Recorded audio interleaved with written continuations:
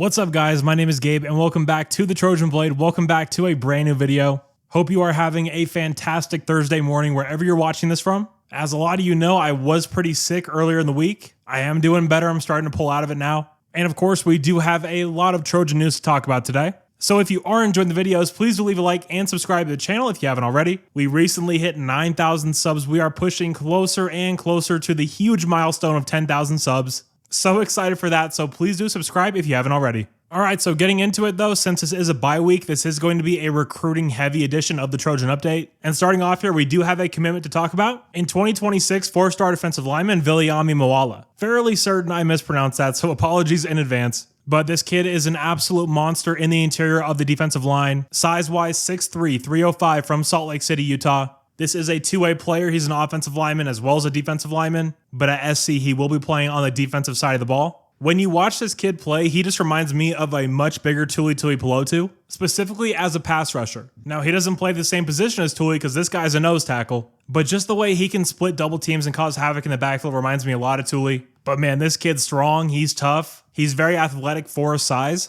Great first step. Very violent hands. And man, this kid's bull rush is nasty. I would not want to have to go up against him. You see him absolutely terrorizing the kids he's going up against there in Utah. So that 2026 class is shaping up to be a really good one. And adding Viliami to the mix really helps solidify that class, in my opinion. And sticking with the state of Utah, you see here elite 2025 wide receiver Jerome Miles will announce his commitment on September 18th. The 6'3", 220-pound wide receiver from West Jordan, Utah will choose between Texas A&M, USC, and Utah. Yeah, so Jerome did move that commitment date up after he just took a visit to USC at the Coliseum to watch us curb stomp Utah State. Now, when you're talking about wide receiver prospects from high school, this is as big time gets. Again, elite size, 6'3", 220 pounds, incredible athlete. This is a 10'3", 100-meter guy. And when you watch his tape, he shows absolutely no weakness in his game. He's a great route runner. He really gets in there and mixes it up when he's blocking. He's a very physical blocker. Lincoln's gonna love that. No blocky, no rocky. He can really do anything you would ask of him. You want to give him a reverse in the backfield, he can house it.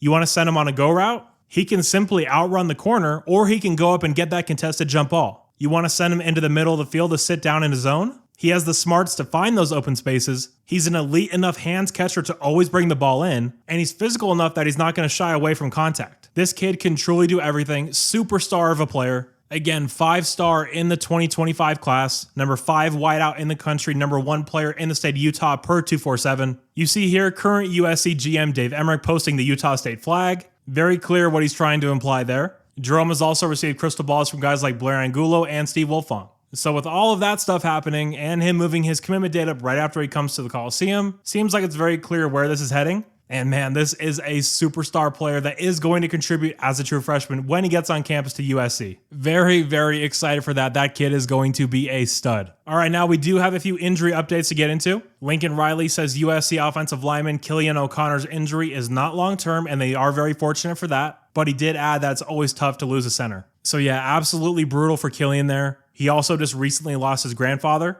so obviously sending all the love I can to him and his family. But when we look at what this does to the offensive line rotation, Gino Quinones is going to be the next guy up at that center spot. Now, I am actually a big fan of Killian OConnor's game. I think as far as backup centers go, he's a very talented kid. Very experienced, knows his offense inside and out. And when he's got on the field, I thought he's looked pretty good, actually. Now, Gino Quinones is someone I'm not as high on. Haven't really been a fan of what he's put on the field for us. So if God forbid something did happen to Jonah Monheim, having Gino in at center would make me pretty uneasy, especially going into games like Michigan or even a game like Rutgers where they have those very physical interior defensive linemen. And also USC linebacker Mason Cobb just ran into practice in pads and a helmet. He did not play against Utah State. So yeah, we talked about that here on the channel last week. Mason did pick up an injury during that week of practice, but if he's going into practice with his pads on and a helmet, that leads you to believe he's either 100% or very close to it. So fantastic news. We are going to need all hands on deck for that trip to Ann Arbor. Also, the true freshman tight end Walter Matthews is healthy and practicing again. He's been hurt for a while. And Lincoln Riley also said that starting corner Jalen Smith will be good to go for Michigan as well. All right, now just a quick update on the operation of the Trojan defense. Danton Lynn says USC's helmet communication player on defense is Akili Arnold.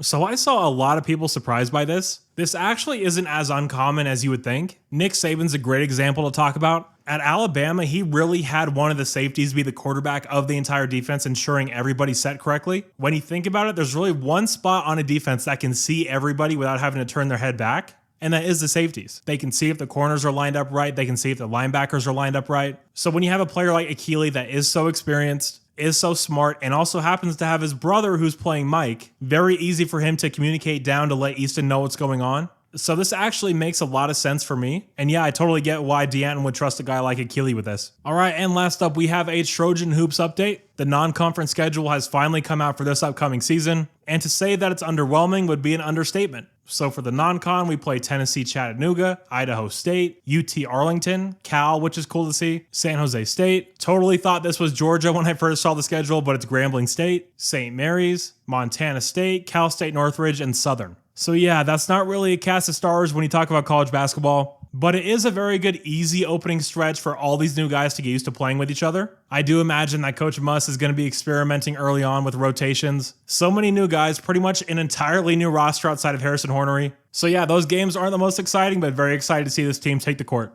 All right, guys, that is all I have for you today. If you did happen to enjoy this edition of the Trojan Update, please do leave a like and subscribe to the channel if you haven't already. Thank you guys so much for being here. You're all awesome, and as always, take care and fight on.